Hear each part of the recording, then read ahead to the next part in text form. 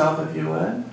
My name is June Van Wingerden. When I first came to Carpinteria, I was June Clark, my maiden name. And look at me, if you would. I came to Carpinteria in 1972. I had attended school at UCSB and graduated with a mathematics major and a dance minor. I went to Fresno State for my teaching credential. UCSB was quite a uproar from the bank burning and whatnot when I was there. And I was ready to leave UCSB and do something calmer. Fresno was fine, it was easy. Got my teaching credential, and because I had a mathematics major and I was a female, I had all kinds of job offers. And I chose Carpinteria because my girlfriend called me and said, I got a job in Ventura and I have a beach house and you can rent a room on the beach. And so I came to Carpinteria because I was able to rent a house on the beach. My bedroom actually opened onto the sand. And that was a dream come true. I loved it down there. I was born on a farm in Tulare, California.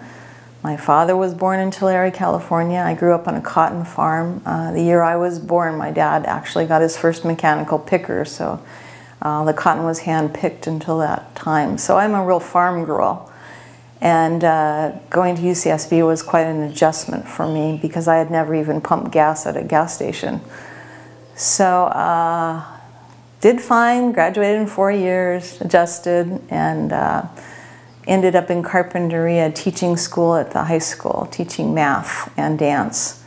And I enjoyed teaching math very much. I enjoyed when the kids got it. And I even hear to this day, you were a very good math teacher because you always explained things so thoroughly. So that was how I started in Carpinteria. And you met your husband, Renee. I met my husband, Renee, and he was actually, his joke is he was waiting for a farm girl. He was waiting for the daughter of a farmer. And in fact, my father just loved my husband, Renee, being a farmer here. He came over several times and would go through the greenhouses and say, oh, I just wish I could grow cotton in greenhouses. It's so clean and orderly. So, yeah, we've been married for a long time now. We have one son, Ivor, who went to Berkeley and graduated from Berkeley with a business degree and traveled for a bit and then came back and manages our greenhouses in Nipomo. And what do you guys grow now? We grow... And what have you grown? We grow in Carpinteria. We've grown mums, chrysanthemums, cut chrysanthemums for 40 years. So a lot of the farmers here, a lot of the growers grew chrysanthemums for a long time.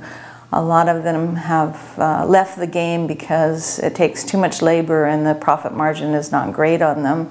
But it's something we do really well and still do. In fact, as we just gave tours last Saturday of our chrysanthemum greenhouses, which everyone, of course, loves to see because the flowers are in full bloom when you cut them. It's really beautiful to see. My husband, when he was in high school here, he immigrated from Holland when he was 13. And, of course, spoke no English when he came here. Went to the middle school, or which was a junior high at the time, and went to high school here. And he ended up getting the National Award from Future Farmers, for the Future Farmers of America Award for the United States, and was offered a full 4-year scholarship to Cal Poly. And he turned down that scholarship. His father talked to him and said, well, Renee, you were never a very good student, so why don't we just co-sign for a loan and you start your own nursery? So he started a nursery, Ocean Breeze, with his cousin Harry in 1973, I think was the very first year. And has been farming ever since. So he's been farming since he was 19 years old. And you've worked with Ocean Breeze too now for a number of years, right? Yes, I taught school for 9 years here, and I started doing little things for the nursery, like doing the payroll and things like that, which it was a much smaller operation at the time. And then when the economy turned south a few years ago, we started cutting employees and cutting expenses because I don't know how much information you want about this, but a lot of the nurseries were struggling at the time. And this would have been during what period you're talking about? We're talking about 2008. Mm-hmm. So when the economy... It had already started getting difficult around the year 2000 because South American imports were such a heavy burden for us to bear because they were doing what we do and doing it a lot cheaper than we can do it in California because the regulations here are quite heavy. Even today, what we pay for our employees' health insurance is what a Colombian grower will pay for a salary. So the expenses are much higher here.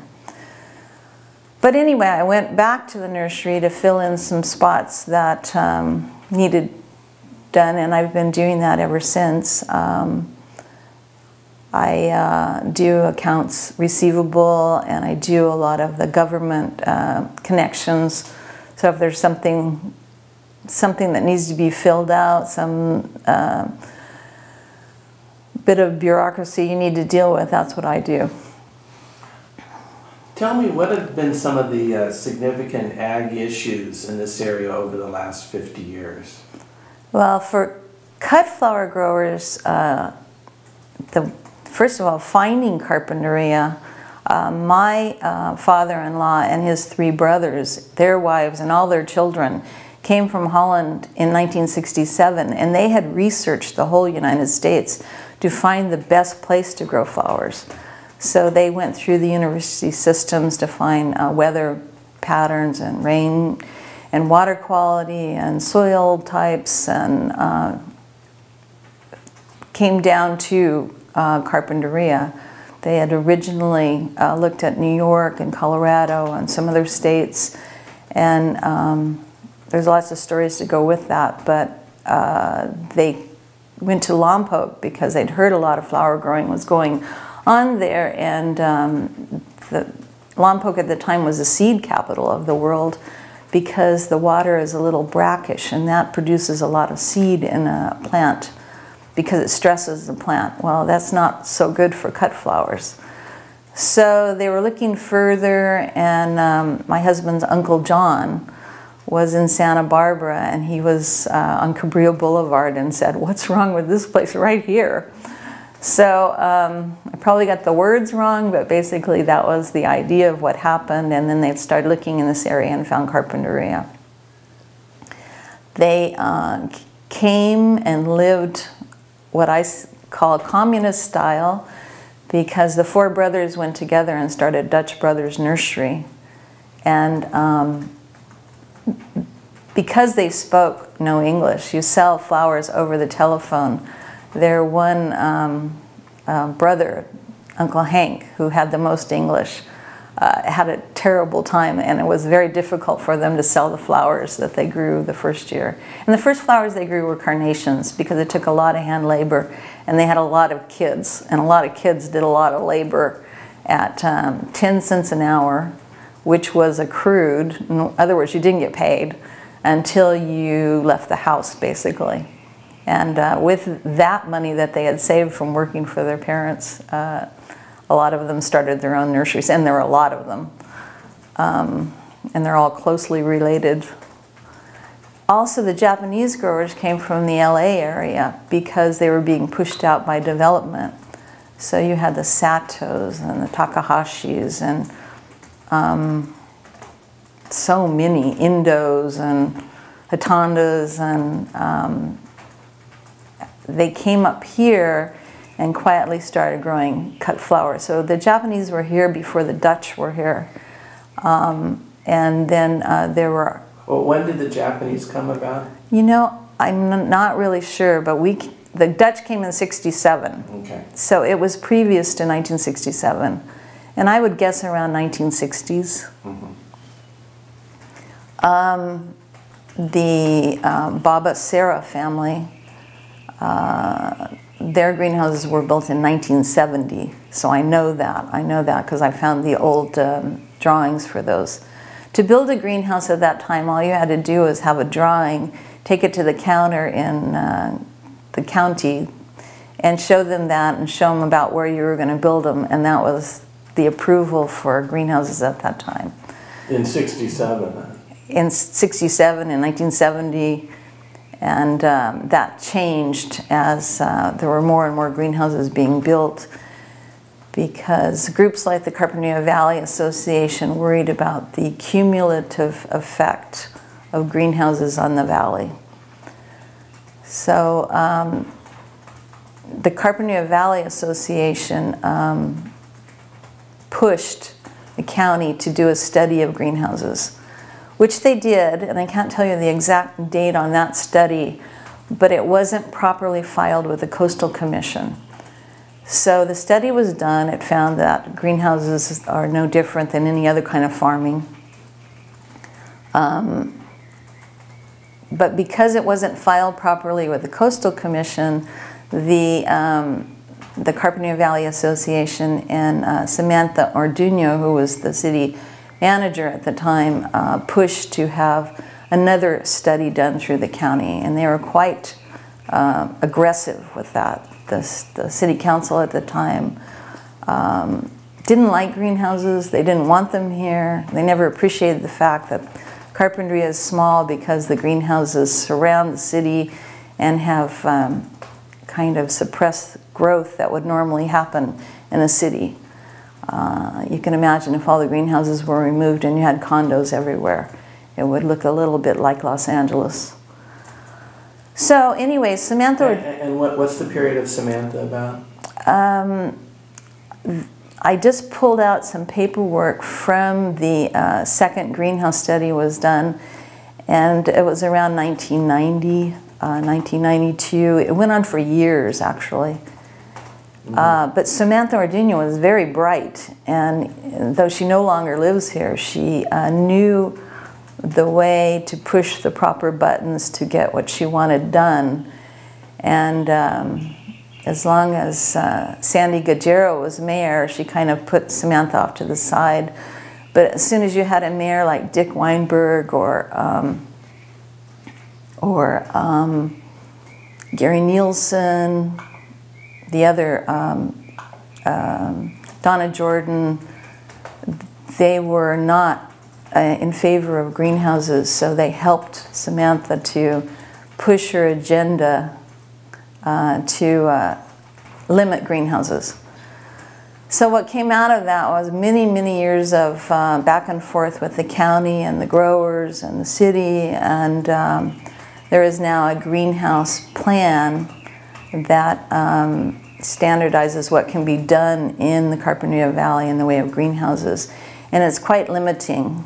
The greenhouse area, Greenhouse Area A, is basically what's south of Foothill, and it ends at Niagara Road, and it goes to Santa Monica Road, Linden, it goes to Linden, and is bounded by Via Real. But any likely parcel in there at the last moment was labeled a view parcel, and the greenhouses were further restricted on those parcels. So because of that, the economy had already limited greenhouses because of the imports from South America. And the county spent a whole lot of money doing the study and getting it through the Coastal Commission.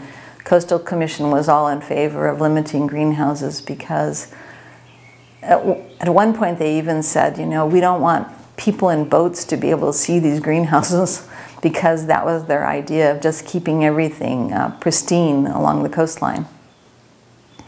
And the coastal zone in the Carpinteria Valley goes up to the ridgeline, so every bit of farming in the valley is within the coastal zone and under the jurisdiction of the California Coastal Commission. So they came down quite hard on us. Unfortunately, the result was some of the younger, vibrant growers moved, and we lost them.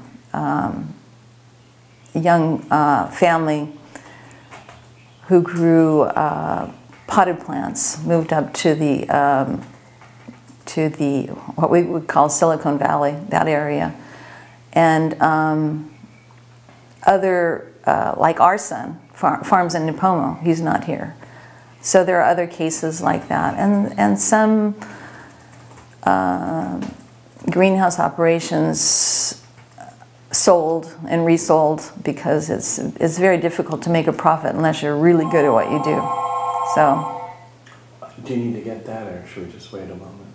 Yes, we can. Stand by. Okay, so what were you saying? Okay, you asked a couple of questions about profit. And when my father-in-law came to this country, he left Holland because the regulation was oppressive and he had a lot of sons. And his first few years here were discouraging because of his barrier with the language, but everybody worked really hard, and they made, at some point, they were making 50% profit. And of course that didn't last very long, but as we said, that's when they made the gravy. And having grown up in a farming operation, a normal farming profit is about 5% on your investment. And nurseries, with the downturn from the increase in South American product, there was no profit, there was loss, because we were doing things a certain way and we did them the same way the next year and the next year as the profits disappeared. So I'm sorry, was South American imports limited, or they continued to come in and that put pressure on the local growers? What happened was a graduate student from Colorado did his thesis on growing flowers in Colombia and found out that, there's a perfect temperature and perfect growing conditions. You have a lot of labor here. Somebody should start growing flowers. So they started growing flowers, and it was a very small percentage of the flowers that were coming into America. But now 80% of the flowers that are used in the United States come from South America, maybe even 85%. But what is interesting is Carpinteria grows about 80%, I think, is the number of what flowers are grown in America. So we are the last little flower basket of America right here. And the profit is, like I said, with normal farming, it's come down to that. It's more in the 5% range on your investment, and for many years after the downturn in the economy, it was in the -% range. So luckily, you had a lot of conservative farmers here who had some resources they could turn to and keep their operations going while they improved the efficiency so that they could get back to a profitable mode. So the history was profits increased, then South American imports came in, plus with the economic downturn, things got tougher for growers. There was a minus income, but now with efficiency and other methods, the profits are slightly up now rather than minus. Yes, and you asked me quite a few questions ago what products we actually grow, and I got stuck on chrysanthemums, and that is one of our major crops. But gerberas came into the valley. Uncle John had visited Holland and saw the gerbera daisy, and he pretty much perfected the research on how to grow gerberas in the Carpinteria Valley, and there are many gerbera growers here. Gerberas are more difficult to ship, so it's brought the flower business back to life in Carpinteria because it's not so easy to ship a gerbera from South America as it is a chrysanthemum plant. We tried roses, we grew roses, we just couldn't compete with the imports from Ecuador. Most rose growers had given up when roses went below $1 a stem. A lot gave up when it was 50 cents a stem, and it's probably more in the range of 20 cents a stem now. And we have one rosa grower left in Carpinteria at this point. Back to the second study, and then the county put in effect limits of where nurseries can be started. Okay, and so just before that had happened, Renee and I had proposed a 6-acre greenhouse above Foothill, and it took 5 years through the planning process and about $100,000 in permit and engineering fees to build that greenhouse. It is built now. It grows. We have Gerbers growing in it, but that was like the last greenhouse that was built in Carpinteria, and I could look up the date, but I don't have it at the tip. Is that Ocean Breeze? Yes. Well, it's now it's Moby's. It was Ocean Breeze, but Ocean Breeze and Maximum, you take the OB and the M for Maximum, and you get Moby's, and so they run that greenhouse, but. That is technically out of the greenhouse zone. It couldn't have been built today. And it's probably the newest greenhouse in Carpinteria. Well, and now because of, is it the county laws, it's harder to find a place to build and have a greenhouse operation? Yes, if you have land within the zone where you can build greenhouses, you apply to the county for your major conditional use permit to build a greenhouse, and you can only cover, I think it's 75% of the property, and you have certain setbacks from the frontage, from the sides, from the back. You have screening to put in, there's height limitations, there's limits on, a lot of flowers take lighting to bloom at the correct times, and so you have to put in black cloth or shade system to screen that from people seeing it. Even though mums have been grown here in Carpinteria for 50 years, we have new people who have moved into the valley, and all of a sudden they've said, oh my goodness, there's lights coming out of those greenhouses. The people who were here before were more of a rural agricultural background, and they understood the growing techniques, and newer people don't seem to do that. They don't appreciate it. So we grow lilies and greenhouse cucumbers in Nipomo. So we grow oriental lilies, calla lilies, and the Asiatic lilies in Nipomo. We do grow some lilies here, and some growers do grow them. The weather seems to be a little bit better in Nipomo for the lilies. Is it too expensive now to start up a new greenhouse operation here? Well, unless you're growing marijuana. And probably marijuana growers would love all these old greenhouses, actually. They'd probably be perfect for marijuana. Huh. But, do you think that might happen with legalization of it? Yes, I do. Huh. Unless this area... I just learned in Colorado that there are certain counties that did not vote for marijuana, so they do not have marijuana in their counties. So that could happen here too. But it's all set up for it here with all these greenhouses and growers getting older, and this area doesn't really encourage you to stay in the greenhouse business.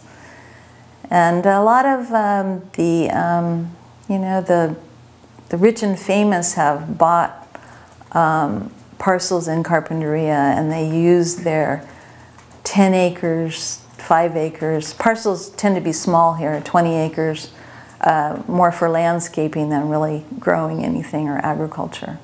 And most of the nursery owners also have avocados. Avocados is still a good crop in Carpinteria, and has helped with the fire danger from the hills too. How does it help with the fire danger? The fire that happened right before I came here that burned all the hills has not happened since. And some people attribute that to the fact that there are a lot of avocados bordering the base of all these hills behind us now, and they're irrigated. They're not easily burned. So it would have to be a really hot fire to pass an avocado grove. one of the things I'm going to look at in my documentary is the future of Carpinteria. So I guess just back marijuana. So I guess that could be one of the futures, depending upon how things play out. Yes, the growers try new things all the time, and one of the things that has happened here is some of them, we used to just ship all the flowers out in bunches across the United States. We used to ship truckloads of chrysanthemums to the East Coast. Pretty much South America's taken that on up through Florida. It's cheaper to ship that way than it is across the United States. The trucking costs across the United States are 5 times more expensive to go from west to east than from east to west. And that's because of the trucks being empty and whatnot.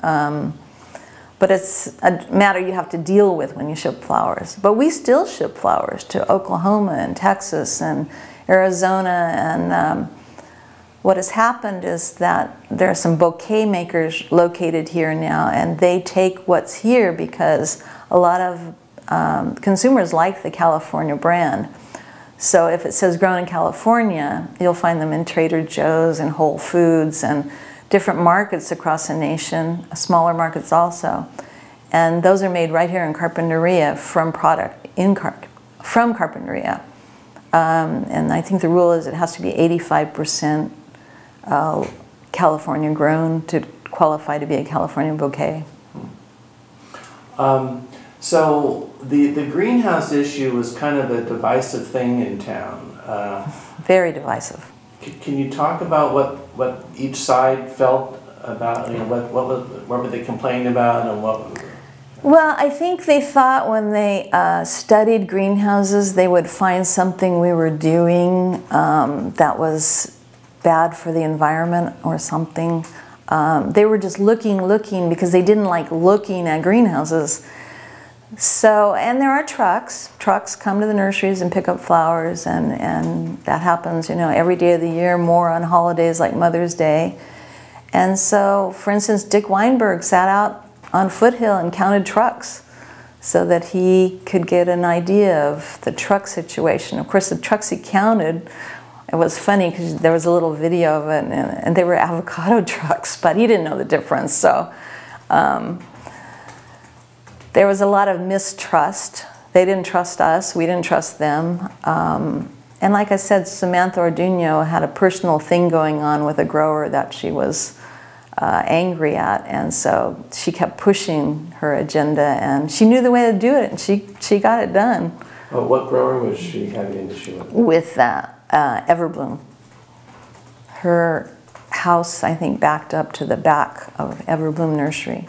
And that's the thing, you know, we deal with our public all the time, our residents, because the nurseries back up to people's backyards. So you gotta be a clean grower, you gotta do things right because you have people right next to you. And pretty much greenhouses are good because any pesticides you use, and they use fewer and fewer as new techniques have developed, they're inside, they're not outside spraying them into the air or anything like that.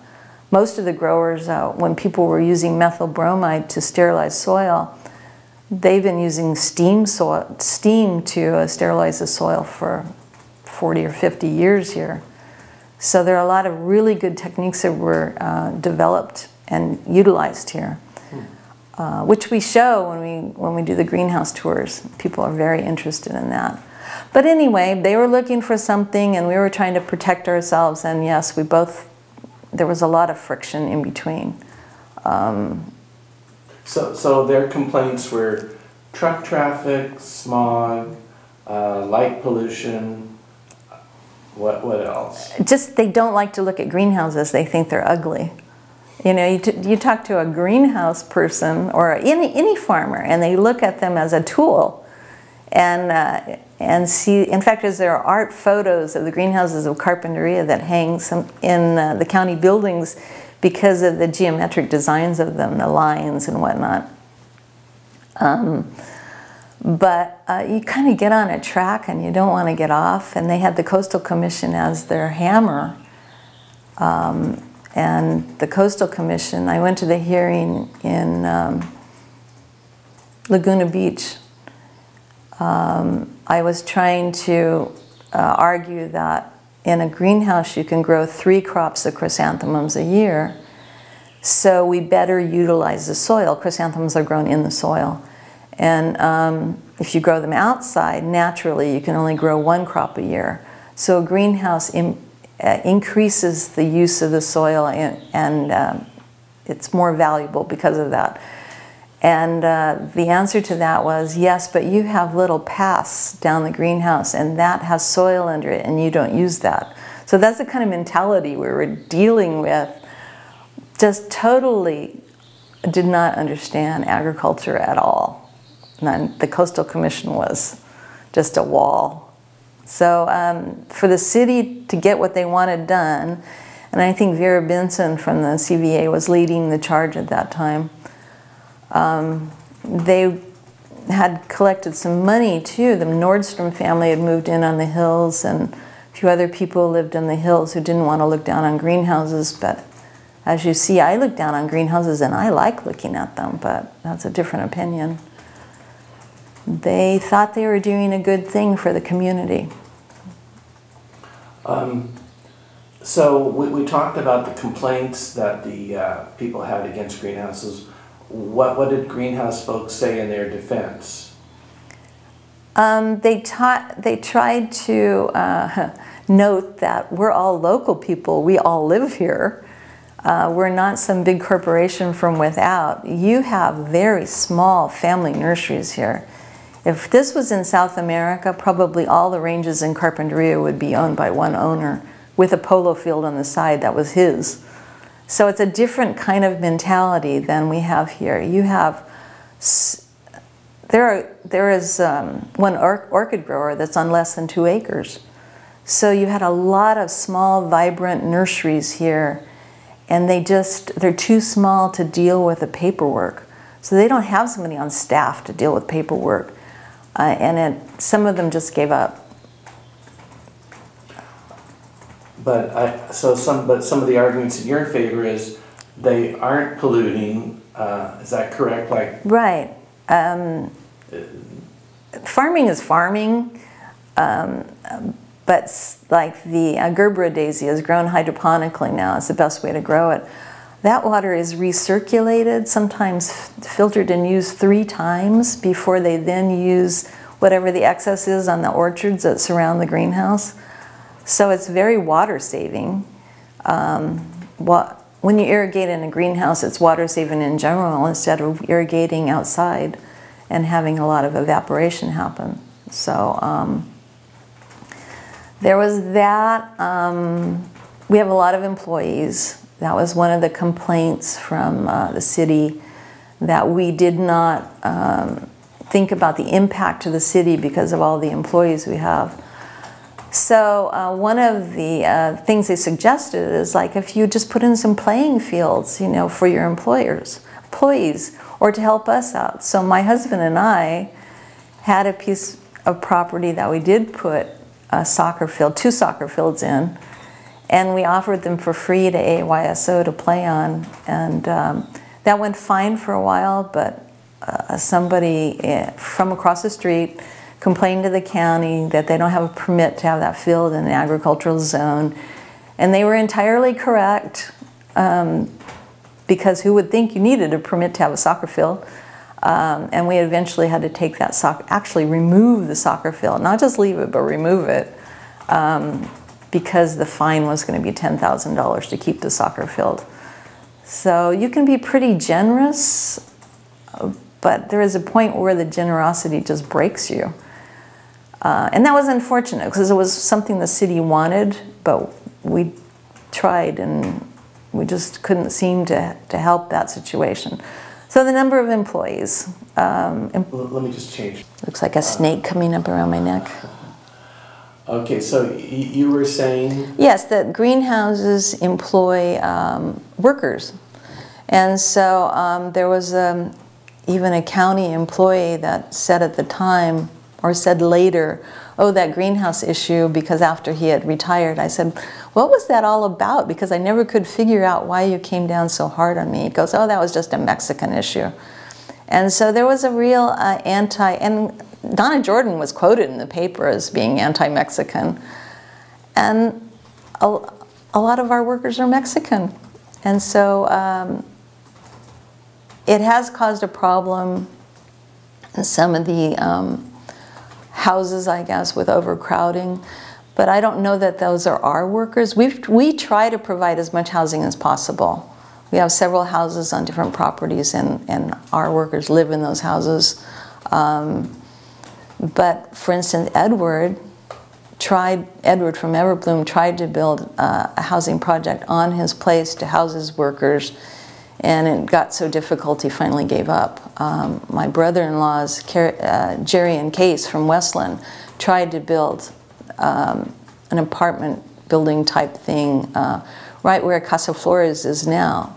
They got it through with self-help housing, but Case and Jerry were denied the right to build any housing for their workers.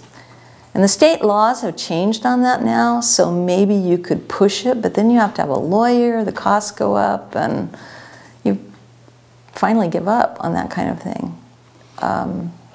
Well, so there has been some overcrowding in neighborhoods, and people don't like it because of lack of parking and safety issues and so forth. Do you think that's some of the growers are to blame, or just an outcome of hiring people? Or I think that you would have to go to the house that's causing the problem and find out who lives there. And maybe they work in a hotel, maybe they work in a restaurant, maybe it's a bunch of college kids. Because a lot of the workers here now live in Oxnard. They live in Oxnard and Ventura. Several of our guys bought condos, and some have traded up and bought houses in Ventura. So they own their houses. They were thrifty with their money, and they bought when they could afford it. And the way they do that sometimes is sometimes their kids work too, and the kids put into the parents' pot, and then they buy the house. But I don't know where all of our employees live, but there's several nice low-income housing spots in Carpinteria now. The church still has the one by the little chapel, and then the new one that's on San Ynez there, and then the one that's coming in on Villa Real. There used to be housing which was called the lemon camp because the lemon pickers, but when the city took that out, they did not require that builder to replace that housing anywhere else. So the city shortened the housing availability themselves by allowing that. What do you know when that was taken out about? It was still here when I came. And that was in 72, 73. Okay, so the city removed the lemon camp? They allowed a builder to come in and build condos there. But probably what they should have said, okay, you know, you've taken out a lot of low-income housing. We need to do something about that. But nothing was done about that. But that's only one part of it. And if I lived next door to a house that was jammed with people, I would be upset too. But I don't think you can just blame it on the growers. Well, were the lemon camp and the new housing built there is just north or west of Alisa's school? Yes. Right? Yeah. Mm-hmm, on that's the same correct. side of the street as Alisa. That's correct. Yeah. It's interesting. I didn't realize the city was, well, I guess the city didn't build the housing, but they approved the builder without. Yeah, and I'm sure they didn't even think about it because it wasn't that difficult to rent here at the time. Mm-hmm. But that did start part of the problem. Mm-hmm. And even where Casa Flores, the new complex that's gone in, that was a little trailer park, and though no one really liked it because there was a lot of crime and whatnot, I guess, going on there, which I never saw, but those people who lived there, they owned their own trailers, so they felt like they had something. They owned, you know, you may not like the way they live, but they were happy with the way they live, so we have imposed our values on them again. So a lot of workers lived there too, and of course that was all cleaned out. And I don't know if those workers will move back there. I don't know how that's going to work out. I'm sure it's a beautiful place they built. To get on to another subject, what comes to mind as the big news stories since the city incorporated in '65? The big news stories. Well,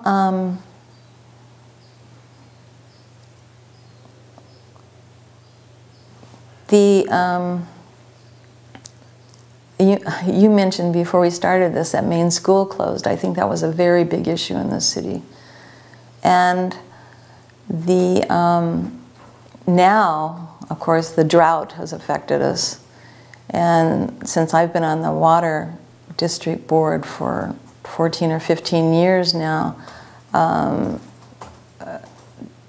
I feel that we are very lucky here in Carpinteria with the water situation compared to other communities, but it's... and how are we lucky compared to other communities? Well, I always tell the uninitiated that Summerlin had oil and Carpinteria had water. So you see the old photos of Summerlin with the oil derricks all over, but Carpinteria, they drilled quite a few places and really didn't find oil. The only place oil comes up is in the Concha Loma tract, where it kind of oozes out of the ground and it's more of a tar-like substance, I guess. But our water basin is like a big bathtub. We have a circle of mountains, and then we have an earthquake fault against the ocean in most places. So the water comes down from the mountains, fills up this basin, and it can't get out.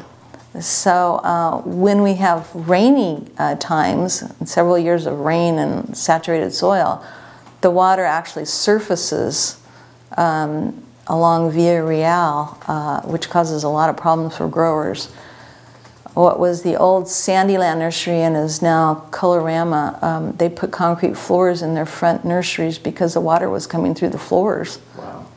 And that's because there's so much water in the ground here. So compared to Montecito and Summerlin, we're really lucky. Do you remember the past droughts? I was looking back at the one before Cachuma was built, and it was the reason Cachuma was built, the dam. And that would have been around when? In the 1950s. Mm-hmm. So they had quite an extreme drought, more than we've had so far here. And I can't find any evidence that the groundwater was completely drained here, that farmers were still farming at that time and using groundwater because there was no Cachuma Lake, there was no added state water. They were only using groundwater, which is true in a lot of California.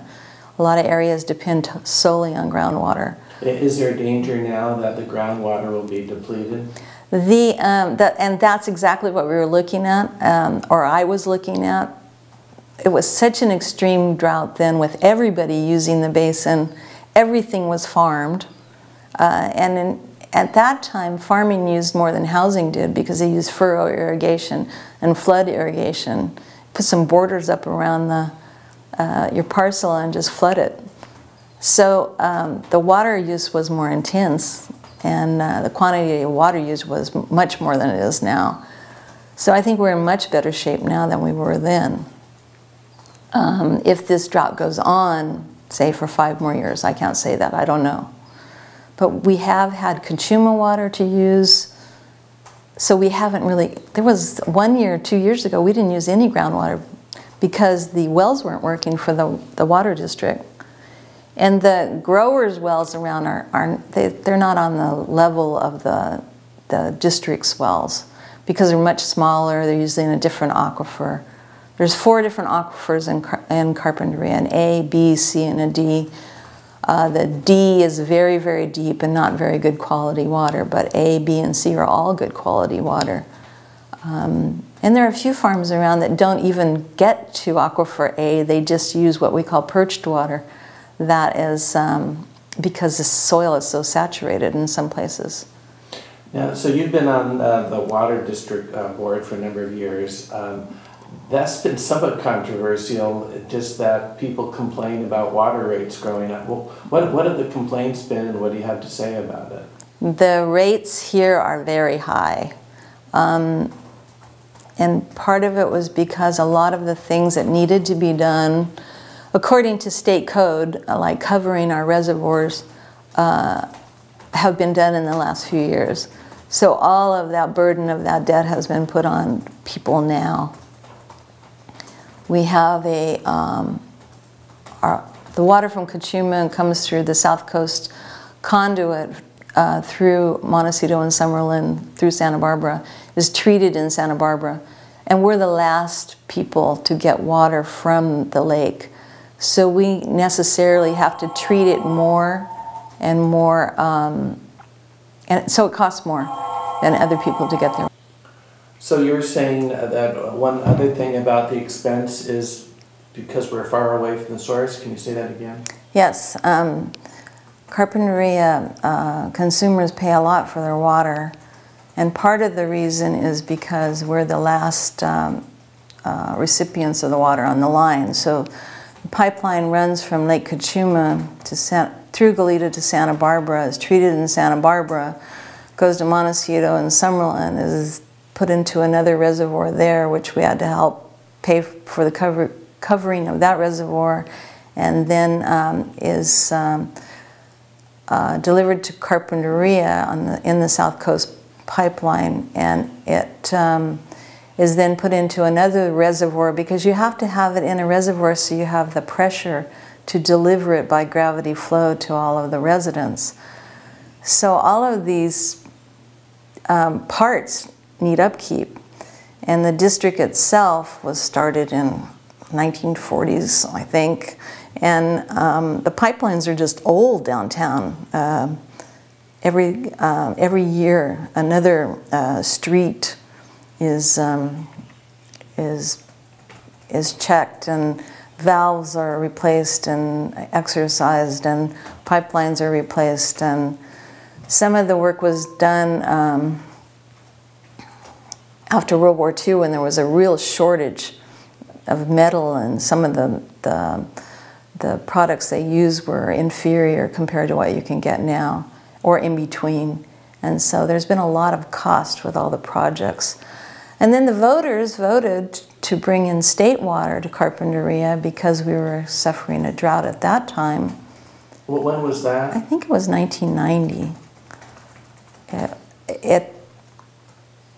It's very expensive water to bring in. It's cost the district $3 million a year to service the debt for building the pipeline that connected this South Coast with the state water system. So that will be paid off in 2022, that big debt. And so some of the cost of state water will at least be decreased if it isn't replaced by something else that costs even more, who knows. Well, was there a time when the election was particularly contentious or people complaining about, was it like 5 or 10 years ago, or? Well, the state water vote, actually I voted no because I realized the water was too expensive for agriculture. And I think another member on the board voted no. But now, and I have to say, this state water has helped us through this drought. We've been using state water, and the state water system, the fact that we're connected to it, we have taken water from excess years and stored it in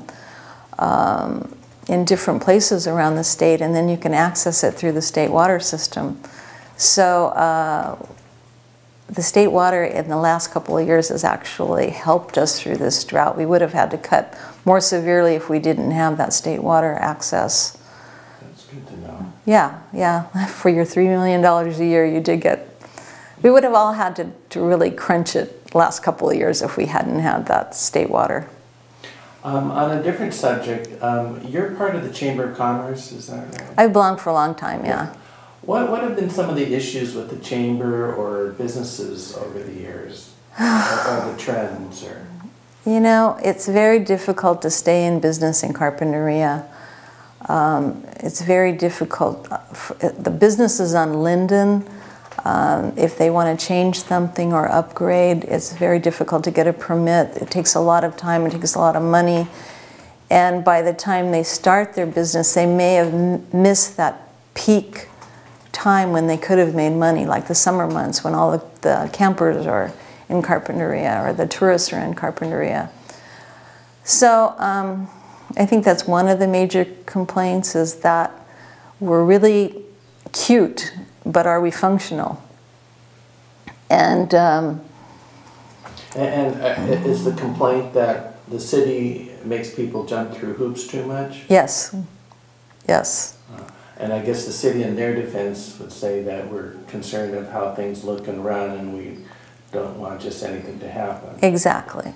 So it's a balancing act.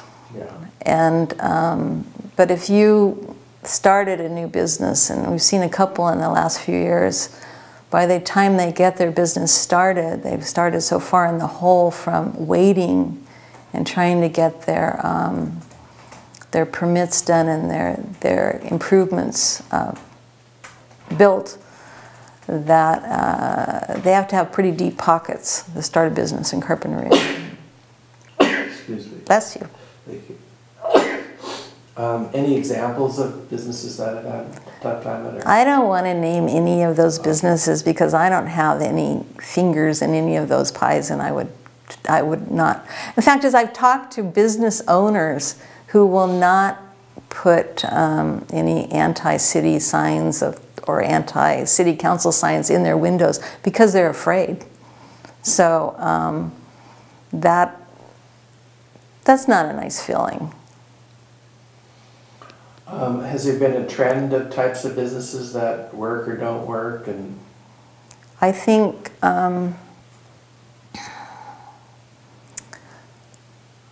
probably restaurants are going to be the way to go. Seems like Montecito now comes to Carpinteria to eat, and they seem to be pretty busy, but a restaurant is a pretty tough business to run. They have their own health codes and whatnot to go by. there's a certain amount of high-tech businesses in the area now.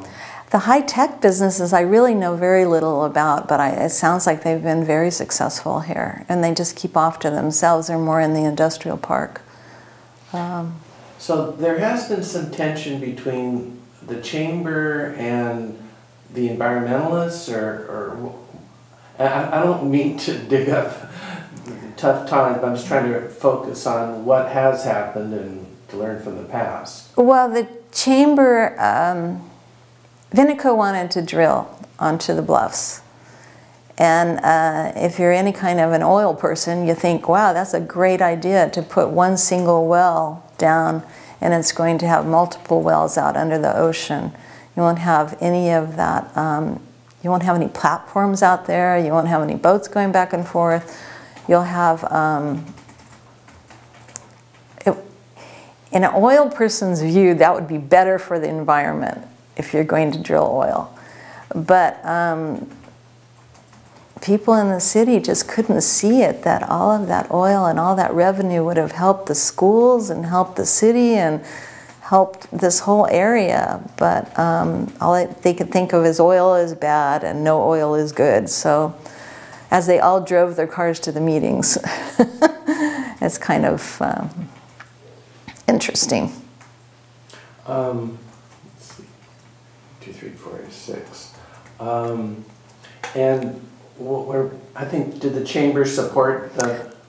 I don't remember that the chamber did. I think they did, but I in particular supported the drilling, because if I was riding my bicycle all the time, I would still be using oil, because there's oil in almost everything we use. All the plastics and the paints and all kinds of manufacturing processes. I just feel like it's kind of it's not straightforward when I say I don't want that, but I use that. And I didn't see it as an environmental disaster to drill a well there. It was going to be barely visible from anywhere. And I feel that oil people do know what they're doing. But I feel like farmers know what they're doing too, and the city didn't trust us either, so. Yeah? I feel that the chamber really has a difficult time taking a firm stance on anything because they have so many different members to the chamber, and then they're afraid to anger anybody. So they kind of try to walk the line in between, and maybe that's the way to go for this chamber of Carpinteria. But I've been a long time chamber member, and I understand that there are difficulties with opposing something that a small group is fighting against. My last election on the water board, there was a small group of people that were smearing me in the paper over over issues that I felt they didn't know anything about. And luckily, because I had taught in this area and people actually know me, not what somebody said about me, I got the most votes. So I just, you know, shrugged it off as, well, that's when you run for an election, you know, and you just get exposed to those things. But I felt bad for the other board members like Fred Lemire and Bob Lieberneck, who had only volunteered their time year after year after year, taking that job very seriously, not lightheartedly. And for people who had moved here recently, basically, to criticize their actions was just, it wasn't right. It was, yeah. But that's politics, I guess. Anything? Sorry. This on. Okay. So really appreciate talking to you. Any other thoughts? Well, you asked me when we first asked me to do this, what was the history of agriculture here in Carpinteria Valley, and everything has been grown here from lima beans to walnuts, and sometimes I wish we were growing lima beans in the field in front of my house so they could see the big threshers and the dust and the dirt and the trucks and everything that happens with field agriculture. And I think that people would really appreciate greenhouses and avocado trees then. Okay. Well, thanks so much, June. You're welcome, Larry.